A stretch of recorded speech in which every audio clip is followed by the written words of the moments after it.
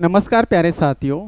तो साथियों, मैं आज के सेशन में आपके साथ यूजीसी नेट जेआरएफ एग्ज़ाम दिसंबर 2023 व विभिन्न राज्यों में होने वाला सेट एग्ज़ाम या राज्य पात्रता परीक्षा के बारे में महत्वपूर्ण जानकारी शेयर करने वाला हूं आपके साथ। तो साथियों, इस सेशन में मैं आपके साथ ये बात साझा करूंगा कि फर्स्ट अटेम्प्ट में net JRF and set exam कैसे क्लियर करें, यानी वो क्या रणनीति अपनाएं ताकि हमारा फर्स्ट अटेम्प्ट में ही एग्ज़ाम क्लियर हो जाए। तो साथियों, इस बिंदु पर बात करने से पहले मैं मेरे खुद के बारे में आपको बता देता हूं। साथियों, मेरा नाम निर्वाण पीके सर है। साथियों, मैंने 8 बार नेट क्लियर किया हुआ है, 3 बार जेआरएफ क्लियर किया हुआ है और ये पॉलिटिकल साइंस से किया हुआ है। 8 टाइम्स नेट क्लियर कर चुका हूँ, 3 बार जेआरएफ क्लियर कर चुका हूँ। इसके अलावा साथियों, मैं आरएस व आईएएस जैसे एग्जामों के इंटरव्यू दे चुका हूँ। साथियों, वर्तमान की मैं बात करूँ तो वर्तमान में मैं निर्वाण क्लासेज ऐप के माध्यम से स्कूल व्याख्याता, सेट एग्ज़ाम, नेट एग्ज़ाम के लिए ऑनलाइन कक्षाएं प्रोवाइड करवा रहा हूँ और साथियों इसी के साथ कॉलेज के विद्यार्थियों को भी मैं सेवा दे रहा हूँ।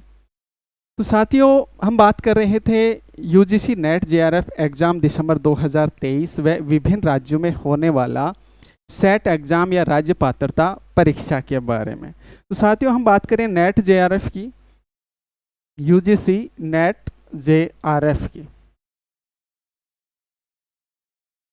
तो साथियों, यूजीसी नेट जेआरएफ का जो एग्ज़ाम है ये एनटीए एजेंसी के द्वारा किया जाता है, नेशनल टेस्टिंग एजेंसी के द्वारा किया जाता है।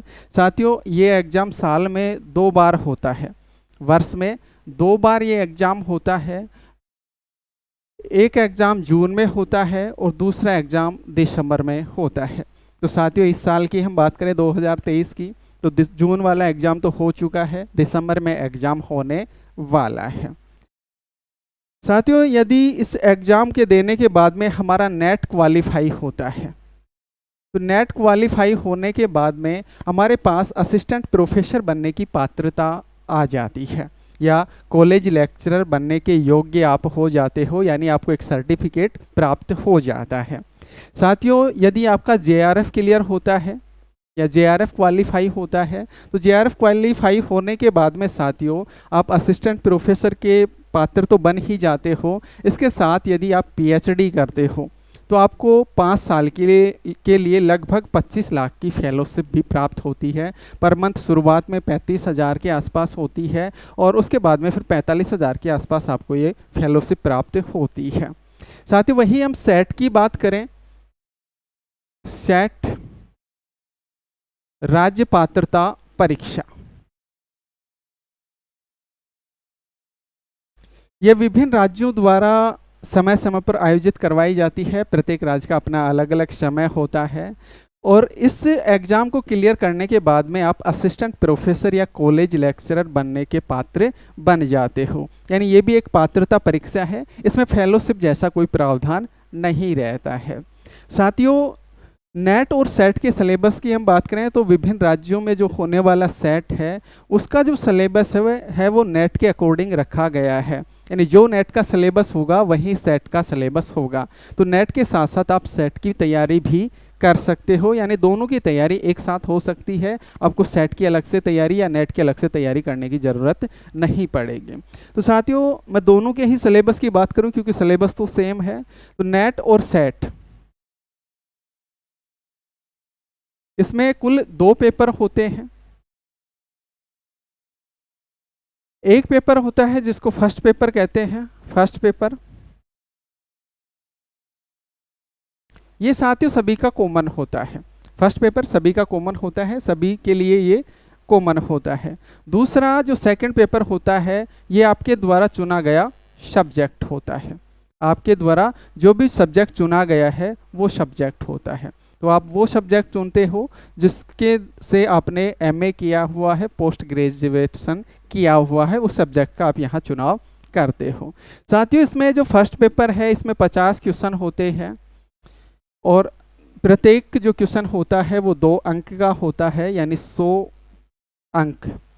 वही सेकंड पेपर साथियों, इसमें 100 क्वेश्चन होते हैं और प्रत्येक 2 अंक का क्वेश्चन होता है, यानी 200 अंक का अंक हो गए कुल इसके। तो 300 अंक का ये पेपर होता है। और हम बात करें नेट की, तो नेट में जो पेपर होता है ये सीबीटी बेस होता है। नेट का जो पेपर होता है ये सीबीटी बेस होता है, अर्थात कंप्यूटर आधारित टेस्ट होता है, कंप्यूटर बेस्ड टेस्ट, यानी कंप्यूटर पर होता है। सेट की हम बात करें तो इसका अलग अलग राज्यों में अलग अलग प्रावधान है, कहीं कंप्यूटर आधारित है तो कहीं ये ओमार सीट के माध्यम से होता है, तो उसके लिए अलग अलग प्रावधान है। अब इसकी कट ऑफ की हम बात करें तो अलग अलग सब्जेक्ट की कट ऑफ साथियों अलग अलग होती है। नेट और जेआरएफ के फ़र्क की हम बात करें तो थोड़ी सी कम कट ऑफ नेट के लिए जाती है और उससे थोड़ी सी ज़्यादा कट ऑफ है वो जेआरएफ के लिए जाती है। लगभग प्रत्येक साल प्रत्येक एग्ज़ाम में 6% विद्यार्थियों का जेआरएफ क्लियर, नेट और जेआरएफ क्लियर किया जाता है। तो साथियों, हम पॉलिटिकल साइंस की बात करें कट ऑफ को लेकर, तो लगभग आप मान के चलो विभिन्न कैटेगरियों की आपकी 70% के आसपास कवर कर लेते हो तो आपका जेआरएफ क्वालिफाई हो जाता है। ये मैं जनरल के लिए बात कर रहा हूँ, अदर कैटेगरी के लिए इससे कम होगा। और आपकी 65 के आसपास परसेंटेज बन जाती है तो आपका क्वालिफाई हो जाता है नेट। तो ये आपकी लगभग कट ऑफ रहती है, इससे थोड़ा ऊपर नीचे होता रहता है। तो ये आपको लेकर चलना होता है, किसी भी तरह के इसमें नेगेटिव नहीं होता है, यानी आपको प्रत्येक क्वेश्चन करना चाहिए, किसी भी क्वेश्चन को नहीं छोड़ना चाहिए इसमें। अब साथियों, इसमें देखा जाता है, ये मैंने नोटिस भी किया है, मेरे जो विभिन्न मिलने वाले मित्र हैं, विद्यार्थी हैं, जिन विद्यार्थियों का एक बार नेट हो जाता है या सेट हो जाता है तो उन्हीं विद्यार्थियों का बार बार नेट और सेट होता रहता है, जेआरएफ वगैरह होता रहता है। लेकिन कुछ ऐसे स्टूडेंट या अभ्यर्थी हैं जिनका एक बार भी नेट नहीं होता है, बार बार वो प्रयास करते हैं, बार बार प्रयास करने के बावजूद भी नेट नहीं होता है। तो यहाँ कुछ ना कुछ वो स्टूडेंट गलती कर रहे होते हैं और उन्हीं गलतियों की वजह से उनका नेट जेआरएफ क्लियर नहीं हो रहा है, या फिर सेट का एग्ज़ाम वो दे रहे हैं तो वो क्लियर नहीं हो रहा है। सब्जेक्ट की पकड़ भी है, फर्स्ट पेपर की भी तैयारी उन्होंने की है, लेकिन उसके बावजूद भी उनका एग्ज़ाम क्लियर नहीं हो पा रहा है।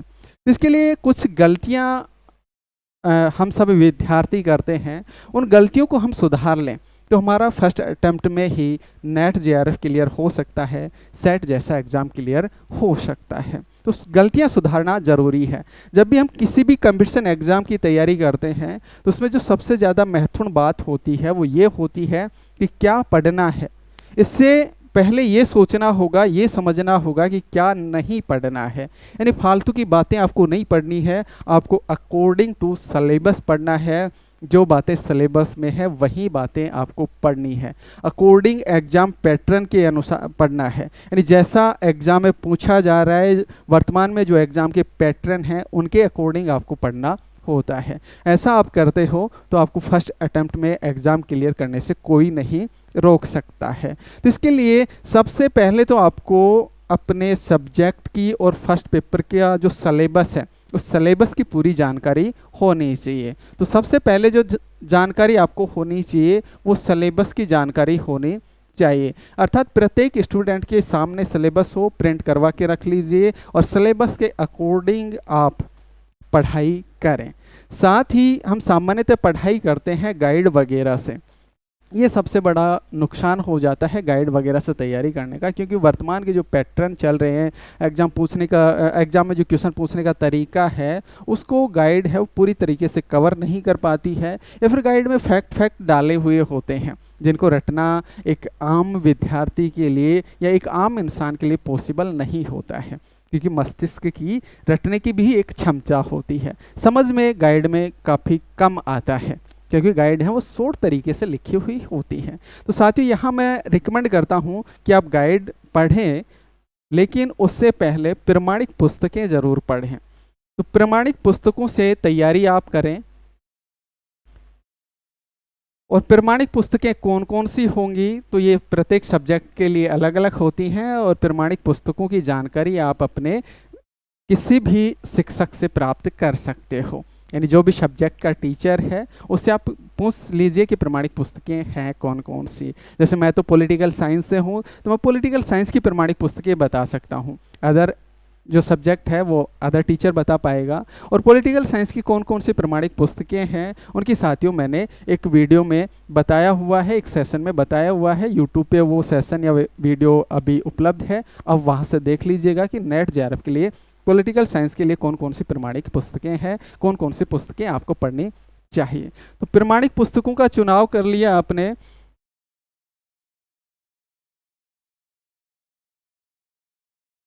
और उसके बाद में जो ध्यान आपको रखना है, दोनों पेपरों का संतुलित अध्ययन करना चाहिए। दोनों पेपर का संतुलित अध्ययन, यानी आपको फर्स्ट पेपर भी पढ़ना है और सेकंड पेपर भी पढ़ना है, दोनों का संतुलित अध्ययन करना जरूरी होता है। चौथी बात जो आपको ध्यान में रखनी चाहिए वो ध्यान रखना चाहिए विषय वस्तु का क्रम, अर्थात प्रत्येक जो सब्जेक्ट होता है उसमें कुछ टॉपिक पहले पढ़ने होते हैं, कुछ टॉपिक बाद में पढ़ने होते हैं, कुछ टॉपिक बीच में पढ़ने होते हैं। तो प्रत्येक विषय वस्तु का एक निश्चित क्रम होता है, वो जो भी उस सब्जेक्ट का टीचर है वो आपको बता सकता है कि कौन सी चीज़ पहले पढ़नी है, कौन सी चीज़ बाद में पढ़नी है। तो इन सब बातों का आप ध्यान रखते हैं, एक कंटिन्यू तैयारी करते हैं तो आपका फर्स्ट अटेम्प्ट में एग्जाम क्लियर हो सकता है। साथियों, जैसे मैं पॉलिटिकल साइंस की ही बात कर लूँ, क्योंकि मेरा सब्जेक्ट पॉलिटिकल साइंस है तो पॉलिटिकल साइंस की ही मैं बात करूँगा। तो पॉलिटिकल साइंस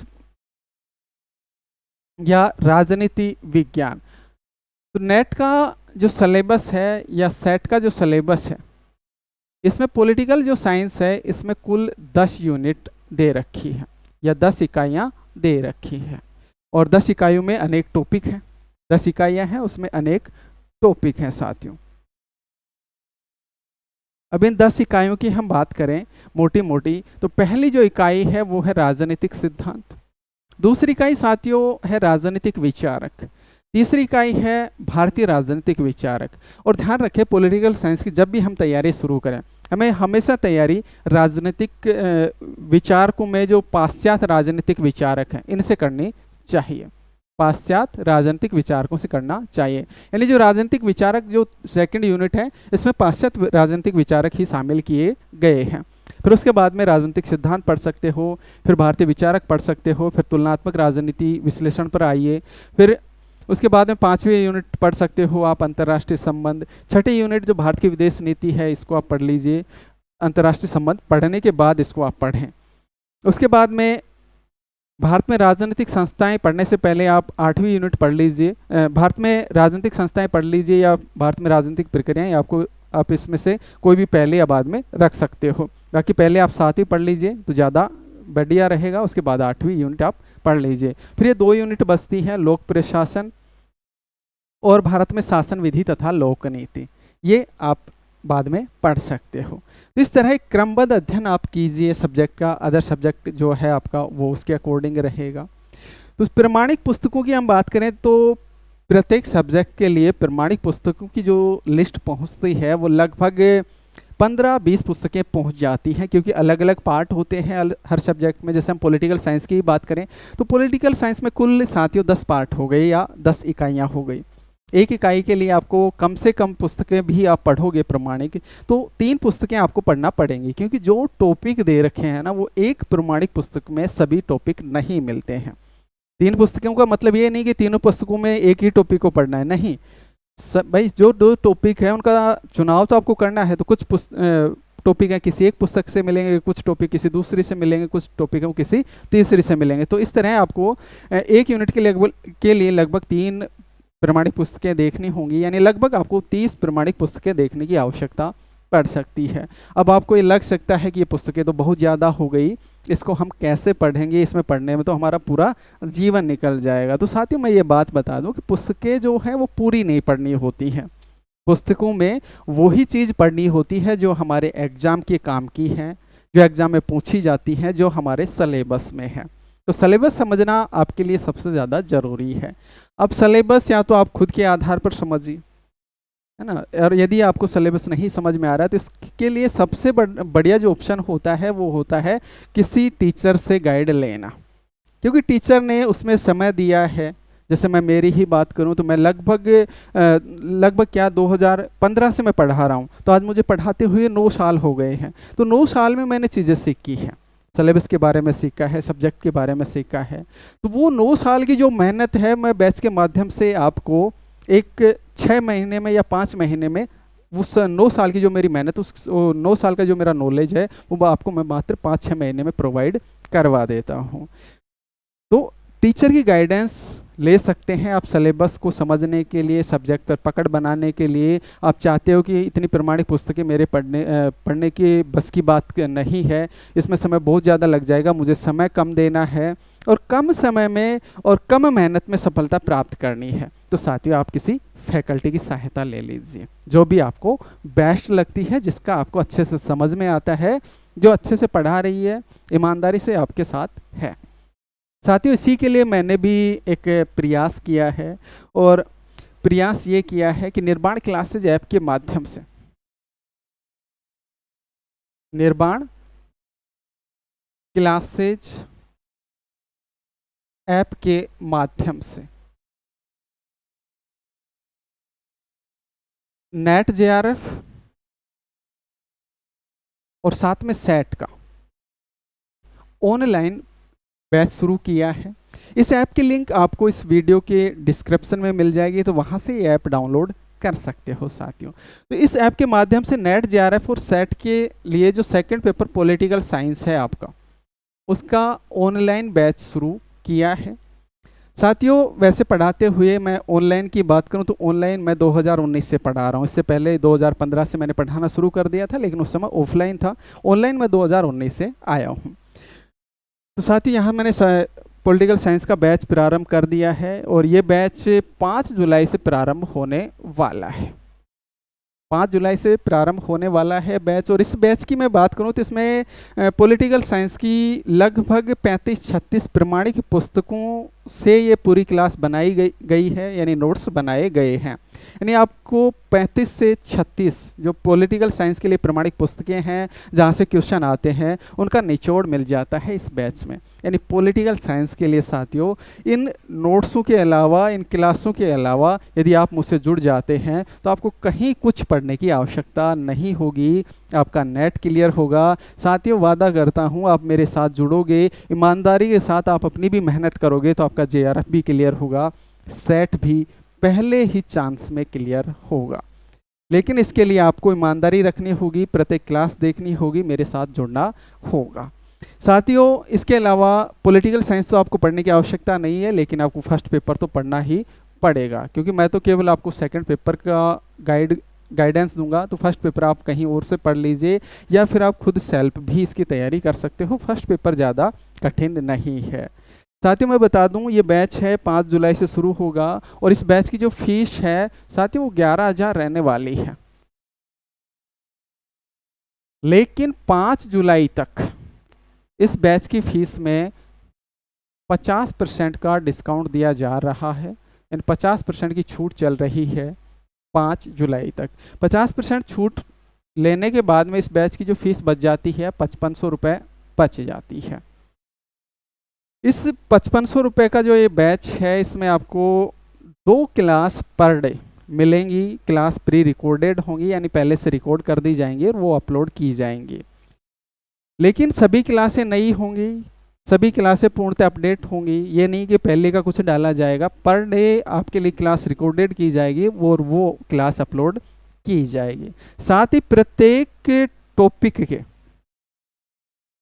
MCQ भी आपको प्राप्त होंगे, यानी मल्टी चॉइस क्वेश्चन आपको प्राप्त हो जाएंगे। यानी सब्जेक्ट क्लियर हो गया आपका, नोट्स आपको प्राप्त हो जाएंगे, और ये जो नोट्स आपको प्राप्त होंगे प्रिंट करवाए जा सकते हैं, डाउनलोड ये किए जा सकते हैं। और साथ में प्रत्येक टॉपिक को पढ़ने के बाद उसको जांचने के लिए आपको MCQ साथियों प्राप्त हो जाएंगे। साथियों किसी कारणवश से आप फीस को एक साथ पे नहीं कर पा रहे हैं, तो इसमें 3 किस्तों का भी ऑप्शन अवेलेबल है, अर्थात आप फीस को 3 किस्तों में भी दे सकते हो। और ये जो 3 किस्त रहेंगी ये पर मंथ के हिसाब से रहेंगी, मासिक रहेंगी। फर्स्ट जो किस्त रहेगी आपकी 2000 रहेगी, दूसरे मंथ जो किस्त आएगी 2000 की आएगी, और तीसरे मंथ जो किस्त आएगी 2000 की आएगी। अर्थात साथियों 5 जुलाई तक आप इंस्टॉलमेंट के माध्यम से कोर्स लेते हो तो आपको कुल 6000 पे करने होंगे। अर्थात 500 रुपये किस्त पे आप लेते हो तो एक्स्ट्रा पे करना पड़ जाता है। एक साथ आप लेते हो तो मात्र आपको 5500 में ये कोर्स साथियों प्राप्त हो जाता है। तो ध्यान रखिए साथियों, यदि आप मुझसे जुड़ते हो तो पॉलिटिकल साइंस आपको कहीं से पढ़ने की आवश्यकता नहीं है। आपका नेट क्लियर होगा, आपका जेआरएफ क्लियर होगा, आपका सेट क्लियर होगा। इसके साथ साथ साथियों यदि आप असिस्टेंट प्रोफेसर जैसे एग्जाम की तैयारी करते हो तो उसमें भी आपको काफ़ी कुछ इससे क्लास से फ़ायदा मिलने वाला है। इसके साथ कई मेरे ऐसे भी साथी हैं जो असिस्टेंट प्रोफेसर की तैयारी करना चाह रहे हैं लेकिन उनको ऑनलाइन बैच नहीं मिल रहा है। तो साथियों मैं तो अभी असिस्टेंट प्रोफेसर का बैच नहीं चला रहा हूँ, लेकिन आप नेट जेआरएफ की बैच से जुड़ सकते हो। लगभग 80% आपका इससे कवर हो जाएगा। तो ध्यान रखिए साथियों, बैच 5 जुलाई से शुरू हो रहा है और ऑफर जो ये चल रहा है 50% छूट का, ये भी 5 जुलाई तक रहने वाला है। धन्यवाद साथियों।